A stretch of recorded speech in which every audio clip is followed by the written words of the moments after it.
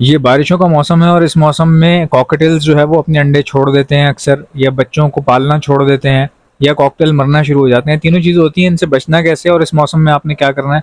अगर आपको इस मौसम के बारे में नहीं पता होगा तो हो सकता है आपका कोई ना कोई एक आध पीस ऐसा ख़राब हो जाए या मर जाए जो सबसे ज़्यादा आपको पसंद हो। So hi guys, you're watching my channel Ehsan pets. अस्सलाम वालेकुम।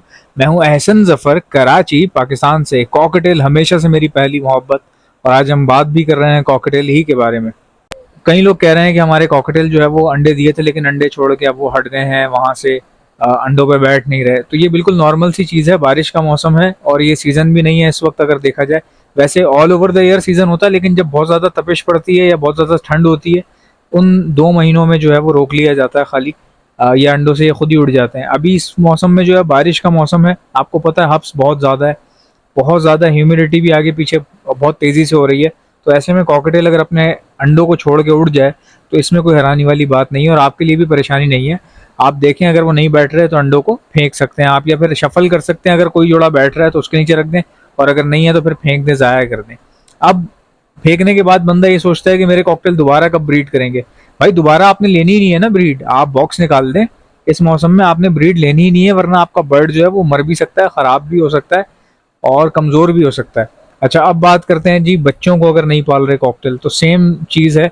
मौसम की वजह से ही हो रहा है ऐसा, गर्मी बहुत है, बहुत ज़्यादा हब्स पड़ रहा है, इसलिए बच्चों को नहीं पाल रहे।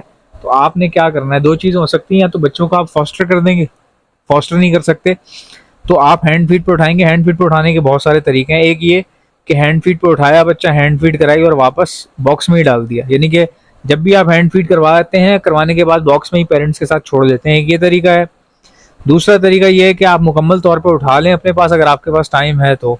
अगर आपके पास टाइम है, आप ऑफिस नहीं जाते या जाने के साथ साथ मैनेज कर सकते हैं, अगर आप उसको प्रॉपरली हैंड फीड पे उठा के, तो आप प्रॉपर उसको हैंड फीड पे उठा लीजिए, पक्का पक्का उठा लीजिए अगर आपके पास टाइम है, और उसी को हैंड फीड करवाएं। दिन में 4 टाइम वो हैंड फीड लेगा। और जो आपके ऑफिस की टाइमिंग है उसमें क्या करें, जो ऑफिस से बिल्कुल निकलने लगते हैं तैयार होकर उसको हैंड फीड करवा के जाएं, और जब ऑफिस से वापस घर आते हैं तो पहली हैंड फीड आके बर्ड को करवा दें। तो आपके ऑफिस का टाइम संभाल लेगा बच्चा, मेरे ख्याल से संभाल लेगा बड़े आराम से। कितने एमएल देनी है वो एक अलग टॉपिक है, कितने एमएल देनी है क्या करना है, लेकिन चले मैं आपको थोड़ा सा गाइड कर देता हूँ। 5 to 10 ml जो है वो लेते हैं कॉकटेल के बच्चे, according to their ages, age के हिसाब से आप देख लीजिएगा। अगर मसला हो तो मुझसे आप कंसल्टेंसी ले सकते हैं। कंसल्टेंसी चार्जेस हैं मेरे 1,000 रुपये।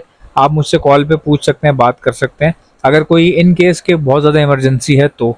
वरना मैं आपको यही कहूँगा कि मुझे दे के पैसे ज़ाया ना करें। अगर आपके पास इमरजेंसी है, कुछ पूछना चाह रहे हैं सीरियसली, या नया सेटअप लगाना चाह रहे हैं, या इसमें कमाना चाह रहे हैं, अच्छे से मैनेज करना चाह रहे हैं, तो आप कंसल्टेंसी ज़रूर लीजिए मेरे से। 1,000 रुपये चार्जेस हैं, फ़ोन कॉल चार्जेस।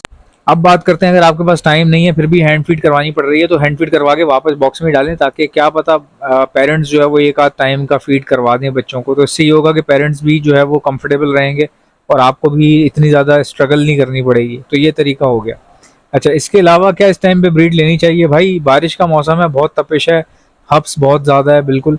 तो अगर आपके पास ज़रा सी भी वेंटिलेशन है तो आप ब्रीड लें, अगर वेंटिलेशन नहीं है तो फिर भाई ब्रीड रोक दें अभी फिल वक्त, क्योंकि इंडोर वाले तो खासकर इस वक्त रोक दें। अगर आपके पिंजरे छोटे हैं, या आप जो है वो दाना सही नहीं डालते, या उसकी ग़िज़ा का ख्याल, दाने के अलावा सॉफ्ट फूड अगर आप नहीं डाल रहे, तो भाई आप ब्रीड मत लें।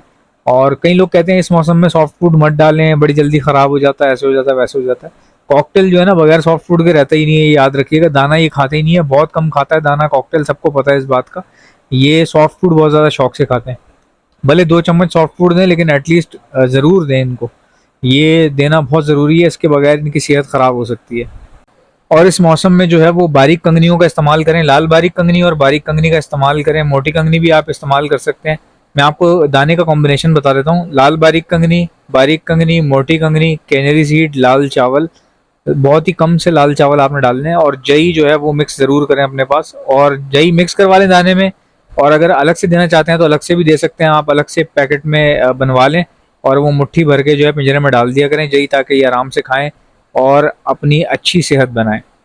अगर किसी को कॉकटेल मंगवाने हैं बहुत ही अच्छी म्यूटेशन के, हैवी म्यूटेशन मंगवानी है महंगी वाली, तो मुझसे ऑर्डर पर मंगवा सकता है। मेरा ऑर्डर करने का तरीका ये है कि आप मुझे कॉकटेल ऑर्डर लिख के सेंड कर दीजिए मुझे मेरे व्हाट्सएप के ऊपर। मेरा व्हाट्सएप का नंबर है 0327231004 इंशाल्लाह। मिलते हैं नेक्स्ट वीडियो में, जा दीजिएगा। अल्लाह हाफ़िज़।